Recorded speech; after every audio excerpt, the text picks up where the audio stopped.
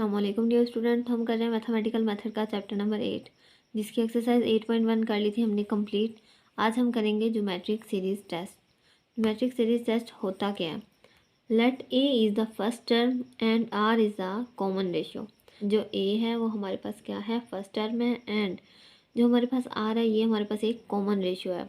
The geometric series और geometric series हमारे पास क्या होता है? हमारे पास एक टर्म होती है, जैसे यहाँ पे ए है तो इससे सेकंड टर्म हमारे पास किस तरह आती है? एक कांस्टेंट वैल्यू से मल्टीप्लाई करने से। तो वो कांस्टेंट नंबर हमारे पास कौन सा होगा? Common ratio r. First term को ऐसे मल्टीप्लाई करेंगे तो हमारे पास सेकंड टर्म आ जाएगी, इस तरह फिर मल्टीप्लाई करेंगे थर्ड टर्म आएगी, प्लस अप टू सोन चलता जाएगा। इस तरह हमारे पास एक सीरीज़ बन जाएगी। तो इसे हम क्या बोलेंगे? Geometric series. We know that sum of n term of geometric series, जो इसका सम है हमारे पास, इसकी हमारे पास कितने फार्मूले ड्राइव किए थे? 2 थे हमारे पास इसके फार्मूले। एक हमारे पास ये वाला फार्मूला था S n equal a 1 minus are की पावर एन डिवाइड में हमारे पास क्या था? 1 माइनस आर। एक हमारे पास इसका ये फार्मूला था।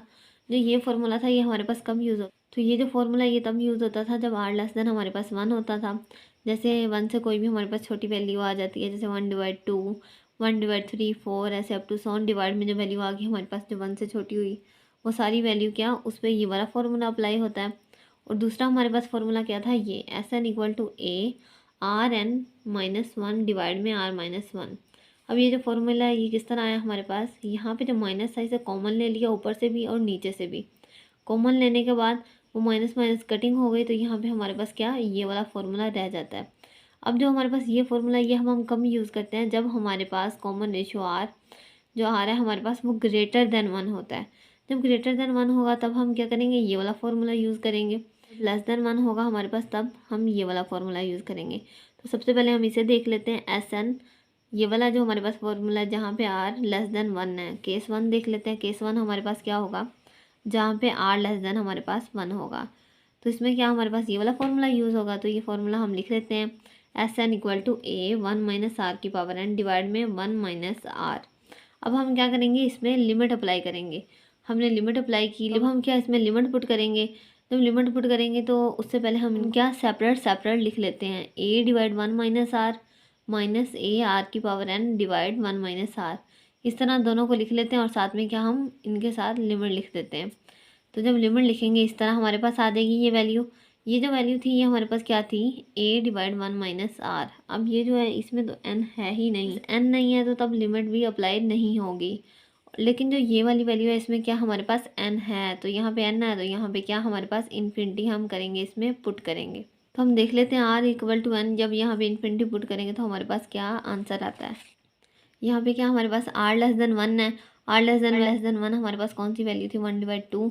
तो ये क्या आ गई हमारे पास? 0.5। फिर आर लिया था 1/4 इक्वल टू 0.25 आ गया हमारे पास। इस तरह आप तो समझिए छोटी छोटी वैल्यू होती जाएगी। यहाँ पे 1/16 तो ये इससे भी ज़्यादा छोटी वैल्यू हो जाएगी। इसके बाद अप टू सोन चलता जाएगा हमारे पास, और जब बिल्कुल हमारे पास सोन पुट करते जाएंगे तो यहाँ पे एक हमारे पास वैल्यू आ जाएगी इन्फिनिटी। तो क्या हमारे पास बहुत ही छोटी वैल्यू आ जाएगी हमारे पास यहाँ पे। तो 1/इन्फिनिटी किसकी इक्वल होता है? हमारे पास 0 के। तो आर की पावर इन्फिनिटी हमारे पास क्या आ गया? 0 के। यहाँ पे क्या आ गया हमारे पास? 0। अब हम क्या करेंगे? इसके साथ लिखेंगे 0।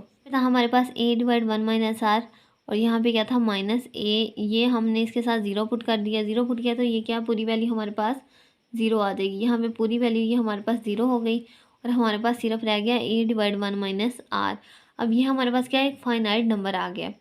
एक हमारे पास नंबर, ये एक हमारे पास एक काउंटेबल वैल्यू आ गई। ये कोई हमारे पास ऐसी वैल्यू नहीं है जो काउंटेबल नहीं है, ये एक फाइनाइट नंबर आ गया, इसलिए ये सीरीज़ हमारे पास क्या करेगी? कन्वर्ज करेगी। तो इसके बाद हम देख लेते हैं इसका केस 2। केस 2 हमारे पास क्या था? जहाँ पे आर ग्रेटर देन हमारे पास 1 होगा। तो हम इसे केस 2 को भी देख लेते हैं। केस 2 में हमने कौन सा फॉर्मूला यूज़ करना था? ये वाला, जहाँ पे आर एन माइनस 1 था, आर माइनस 1। अब ये जो ए है ये इसे अंदर मल्टीप्लाई करवा लेंगे, इसके साथ भी और इसके साथ भी। मल्टीप्लाई करवाने के बाद हमारे पास ये वैल्यू आ जाएगी। फिर उसी तरह हम दोनों को सेपरेट सेपरेट लिख लेंगे। ए की power r n divide r minus 1 minus a divide r minus 1।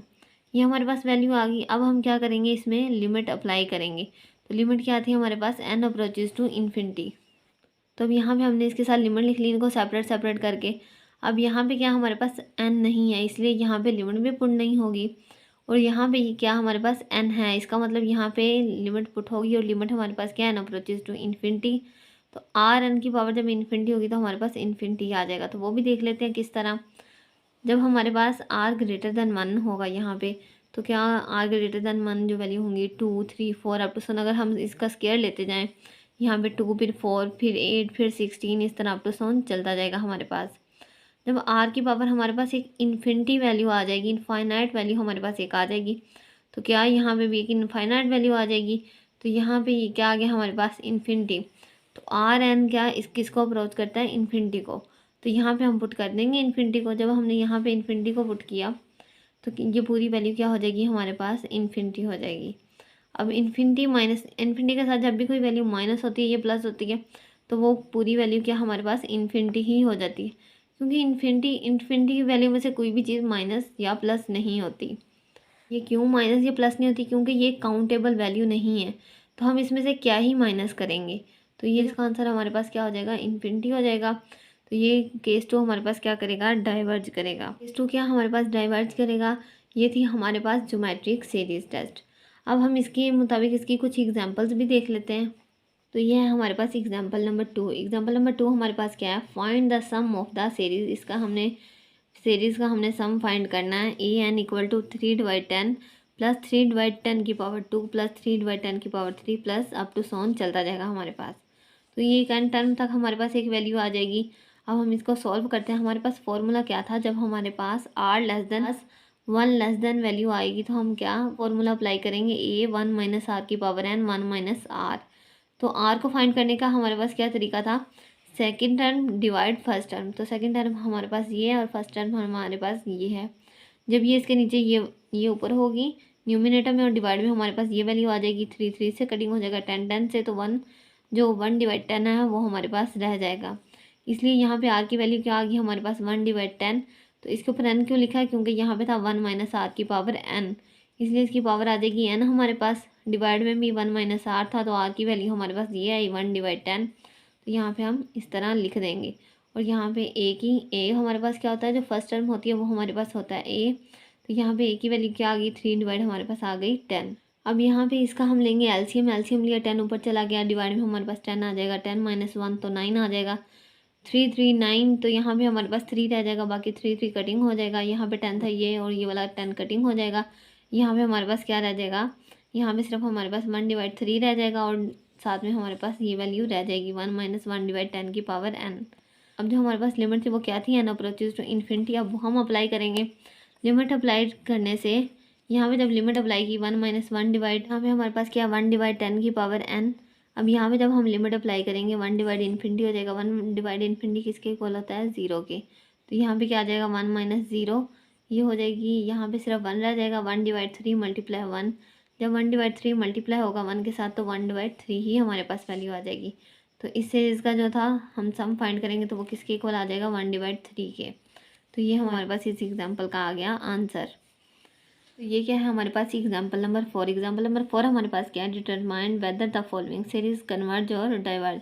तो हमारे पास ये सीरीज है, ये क्या कर रही है हमारे पास, कन्वर्ज कर रही है या डाइवर्ज कर रही है। तो इसके सम को क्या करते हैं, हम फाइंड करते हैं। हमारे पास क्या वैल्यू है, 1 divide n plus 2 n plus 3 equal to 1 divide multiply, यहाँ पे हो रहा है 3 और 4, यहाँ पे मल्टीप्लाई हो रहा है 4 और 5 और 5 और 6, यहाँ पे इस तरह ये मल्टीप्लाई हो रहा है प्लस अप टू सन इस तरह हमारे पास चलता जाएगा। If it convergence find it sum, इसके सम को फाइंड करना। The nth partial sum of the series is, जो हमारे पास इसका सम को फाइंड करना है। तो इसके nth पार्शियल सम को हम फाइंड करते हैं। यहाँ पे हमारे पास क्या है, ये इस तरह डिवाइड हमारे पास हो रही है और डिवाइड में यहाँ पे ये क्या हो रही है, मल्टीप्लाई हो रही है। अब ये जो हमारे पास वैल्यू इस तरह है ना, हम इन्हें इस तरह लिख सकते हैं, 1 divide n plus 2 minus 1 divide n plus 3। हम इन्हें इस तरह लिख लेते हैं। जब इस तरह हमने इन्हें लिख दिया तो बाकी ये सारी वैल्यू भी इस तरह हो जाएगी, 1/3 माइनस 1/4 प्लस 1/4 माइनस 1/5, इस तरह अप टू सन हमारे पास चलता जाएगा। जब ये इस तरह माइनस आ गए तो पहली वैल्यू यहाँ पे ये प्लस की आ गई, फिर माइनस, फिर प्लस, फिर माइनस, इस तरह अप टू सन चलता जाएगा। अब ये जो थी 1/3, इसके साथ माइनस 1/3 हमारे पास नहीं है, स्टार्टिंग वैल्यू यही है। तो ये और ये कटिंग हो जाएंगी। बाकी यहाँ पे माइनस 1/5 था, फिर प्लस 1/5 होगा, वो भी कटिंग हो जाएंगे। अप टू सन इस तरह चलता जाएगा और यहाँ तक हमारे पास हो जाएंगी कटिंग।